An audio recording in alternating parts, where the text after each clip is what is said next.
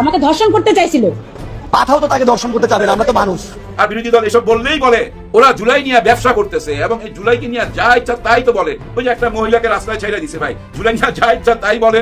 যাই হোক, এখন যদি থামে, কারণ বাম হাতে খাইছে, ভীষণ ভাবে একটা খাইছে বাম হাতে। এরকম মার্কেটে ভাই অনেকরে ছেড়ে দিছে, টক শোতে আইসা বিভিন্ন জায়গায় কথা বলতে যায় এই জুলাইকে ছোট কইরা কথা বলে। ইদানিং আরো বেশি বলে, উৎসাহ পাওয়া গেছে তো, কারণ সরকার কিছুই বলে না, বরঞ্চ সরকার তাদেরকে পুরস্কার দেয়, যেভাবে রাশেদ খানকে পুরস্কার দিছে। এখন তো ভাই কান্নাকাটি করতেছে, তারে আমার ভাগেরটা কোথায়, আমাকে কোথায় দিবেন দেন। তবে আমি বলবো রাশেদ খানকে যেখানে দিচ্ছেন আরো উপরের জায়গা দেওয়া উচিত। কারণ কি জানেন, উনি সমস্ত বিএনপি কে ছাড়াই গেছে। জামাত ইসলাম বাংলাদেশে 1 নম্বর মুনাফিক দল। এনসিপি জামাতেরই আর একটা শিশু সংগঠন। এনসিপি বাংলাদেশে নতুন বন্দোবস্তের রাজনীতি করছে না, নতুন ভণ্ডবস্তের রাজনীতি করছে। আমি একটু এভাবেই কথা বলি, সহ্য করতে হবে আপনাদের। ক্ষমতায় যেহেতু বসছেন, একটু গন্ডারের চামড়া হইতে হবে। তারেক রহমান পুরো বাংলাদেশে আপনি নিতে পারেন, তবে নাসির উদ্দিনকে কখনোই আপনি আপনার পকেটে নিতে পারবেন না, এটা আপনাকে লিখে দিয়ে গেলাম আমি। আয়াজ আমাকে একটা থাপ্পড় দিয়ে নেমে চলে গেছে। ওকে আরো আগে থাপ্পড় দেওয়া উচিত ছিল।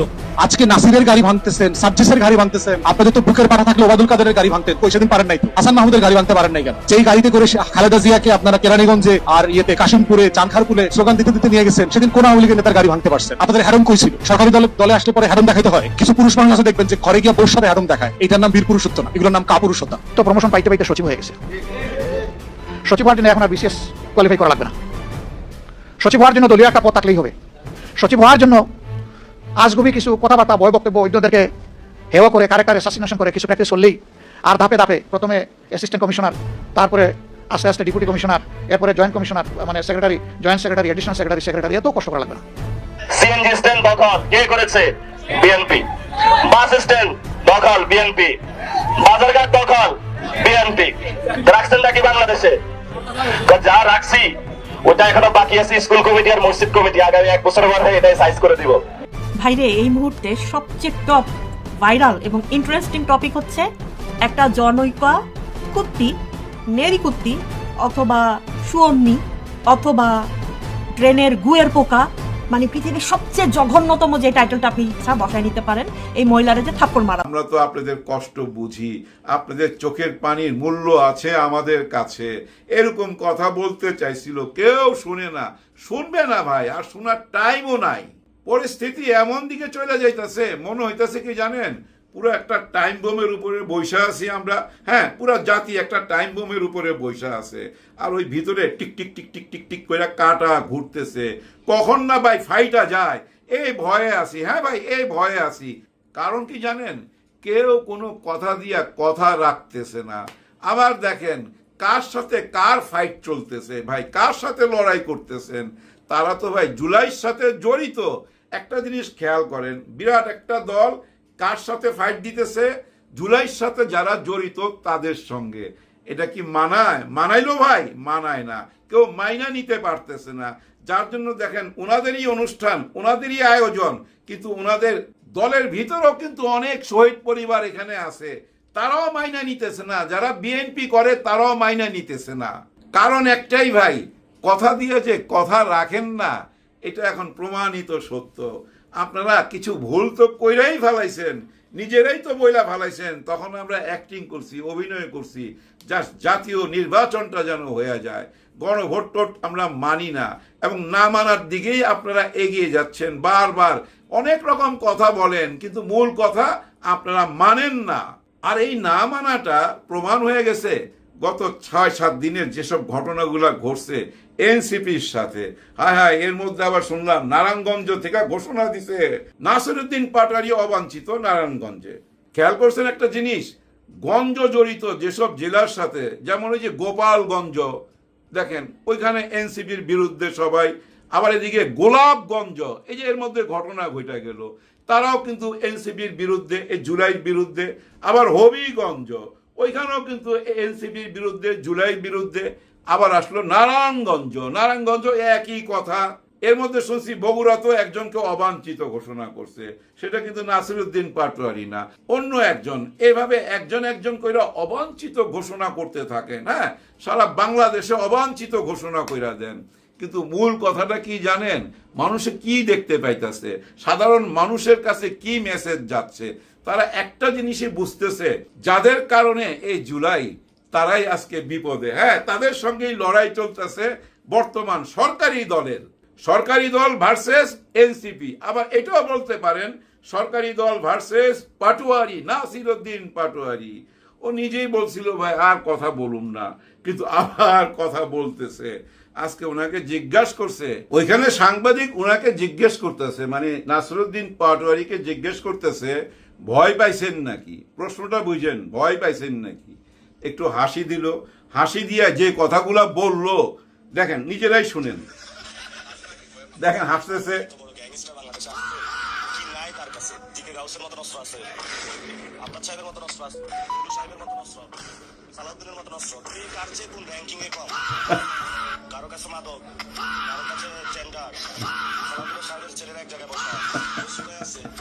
থামতেছে না ভাই, পুরা গ্যাংস্টার বানায় দিছে বর্তমান সরকারে। এবং সালাউদ্দিন সাহেবকেও ছাইরা কথা বলে না, একেবারে পুরা, আপনারা নিজেরাই তো শুনলেন। থামাইতে পারবেন এই মুখ বন্ধ করা যাবে না। এরকম বিরোধী দলই তো দরকার যে বিক্রি হবে না, যে কারো পকেটের মধ্যে ঢুকবে না। জামাতে ইসলাম কিন্তু এনসিপি কে সাপোর্ট দিছে, দেরিতে হইলেও কিন্তু মুখ খুলছে, কথা বলছে যে এটা তো কোনো নিয়ম হইতে পারে না। কেউ যদি প্রতিবাদ করতে চায় তাহলে রাজনৈতিক ভাবে প্রতিবাদ করুক, কারো গায়ে হামলা করা যাবে না।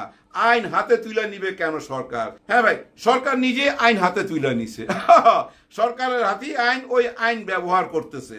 বিবাদটা কি নিয়ে ভাই? সিম্পল একটা ব্যাপার, 70% মানুষের গণভোটের রায়টা কোথায় গেল? ওইটাই তো খুঁজা বেড়াইতেছি আমরা ভাই। গত 6 মাসের যা কিছু দেখলাম, এই বর্তমান নির্বাচিত সরকার আসার পর হতাশ হবার মতো অনেকগুলা কারণ আছে। মুখে ওনারা যা কিছুই বলুক, অন্তরে ওনাদের অন্য কিছু।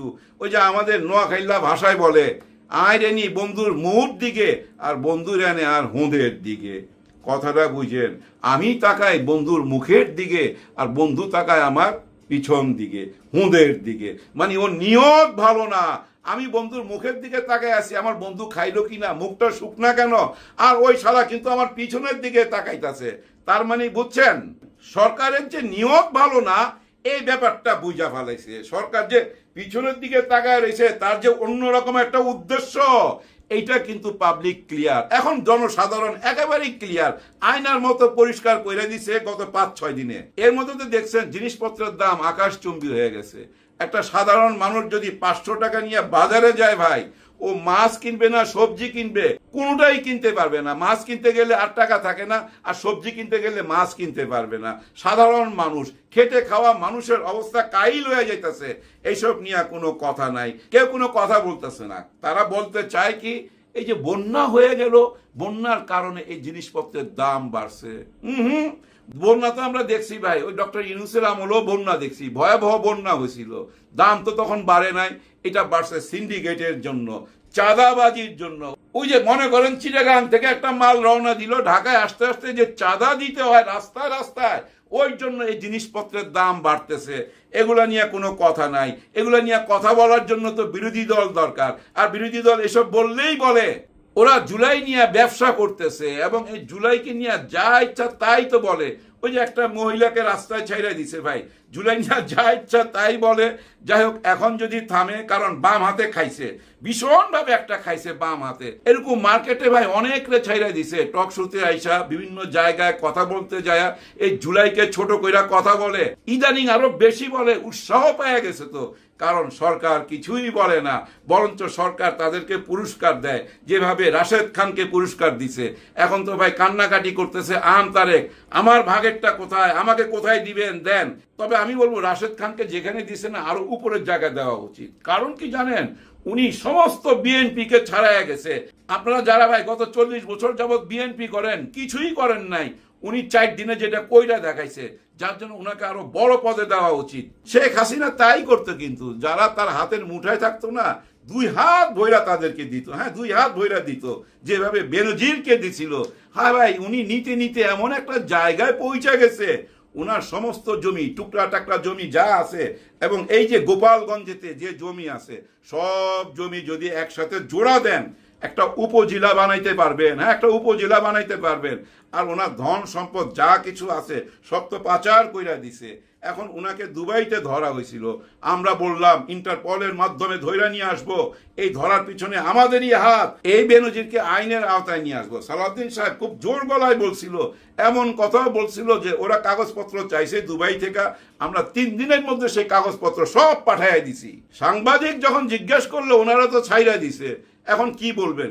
নো, আমরা ওখানে ল ফার্ম বানাইছি, আমাদের কাজ চলতেছে ভিতরে ভিতরে, তাকে দুবাইয়ের বাইরে যাইতে দিবে না, দুবাইয়ের মধ্যেই তাকে থাকতে হবে, ওই কন্ডিশনে তাকে জামিন দেওয়া হয়েছে। ভাই কেমনে কি করবেন? ওনারা আনতে পারবেন? ওই যে আরব খানের কথা মনে আছে আপনাদের? ওই যে আমাদের জুলকারনাইন শাহের সাথে যে বিবাদটা হইলো, ঝগড়াটা হইলো, ওই যে আরব খান বলতেছিল আপনি 500 টাকা সাংবাদিক, তখন কিন্তু জুলকারনাইন সাহেব খেপা গেছিল, ভীষণভাবে রাইগা গেছিল, বলছে তোরে আমি দেখায় দেবো, 3 দিনের মধ্যে তোরে আমি দেখায় দেবো আমি কে, আমি আল জাজিরা সাংবাদিক, তোরে দেখায় দেবো। দেখাইতে পারছে? পারে নাই। ওই যে ভাতের হোটেলের হারুন, সেও কিন্তু বলছিল ইন্টারপোলের মাধ্যমে আরব খানকে ধইরা নিয়ে আসবো। এই আরব খান কিন্তু একজন পুলিশকে মার্ডার। দেখেন দেশের ভেতরে এত এত সমস্যা, বিদ্যুতের বিল প্রচুর পরিমাণে বাড়ছে, ভুতুরে বিলের একটা অবস্থা দেশে, সারা দেশের এই বিদ্যুৎ বিলের অবস্থা খুবই খারাপ। তারপরে দেখেন ঢাকাতে এই সপ্তাহ পর সপ্তাহ যাচ্ছে, গ্যাস পাচ্ছে না। আর তারপরে দেখেন পানির সমস্যা, এই যে এতগুলো মেজর প্রবলেম, এই মেজর প্রবলেম রেখেও বিএনপির সরকার, তারেক রহমানের সরকার চাচ্ছে যে তাদের সাথে বিরোধী দল কুসুম কুসুম আলাপ করবে। আরে ভাই, এটা তো প্রেমের জায়গা না যে কুসুম কুসুম আলাপ করবে। বিপ্লবীরা সাধারণত কর্কশ হয়, তাদের বারুদের মতো ভাষা থাকে। এখন নাসিরুদ্দিন পাটোয়ারকে সহ্য করতে পারছে না, নাসিরুদ্দিন পাটোয়ারকে সহ্য করতে পারছে না, যখন এই এনসিপি, জামাত, 11 সহকার সমস্ত জনগণ এই আপনাদের এই দুঃশাসনের বিরুদ্ধে যখন নেমে যাবে, তখন কিভাবে সহ্য করবে? এত সমস্যার বিরুদ্ধে যখন নেমে যাবে কিভাবে সহ্য করবেন? এখন আস্তে আস্তে যে সামনে আসতেছে বিদ্যুৎ এই অফিস এবং গ্যাস অফিস ঘেরাও করার কিন্তু কর্মসূচি ইতিমধ্যে এসে পড়ছে। তো এই সরকার যে প্রতিশ্রুতি দিয়েছিল কোনো কিছু বাস্তবায়ন করে, বরঞ্চ ফেসিস্ট হাসিনার মতো, হাসিনাও কিন্তু এই এত অল্প সময়ে তারা এই দলীয়করণ করে, কিন্তু এই সরকার যে দলীয়করণের দিকে যাচ্ছে মনে হচ্ছে প্রো হাসিনা হয়ে যাচ্ছে, প্রো হাসিনা হয়ে উঠতে যাচ্ছে। তো এগুলো তো আসলে দেশের এই জনগণ মেনে নেবে না। এখন 24-এর পরবর্তী সময়ে এই দেশের জনগণ মেনে নেবে না। যাই হোক, এই বিষয়গুলো নিয়ে আপনাদের মতামত জানিয়ে দিন, এই ভিডিওগুলো নিয়ে সম্পর্কে। ভালো থাকুন, সুস্থ থাকুন, আল্লাহ হাফেজ।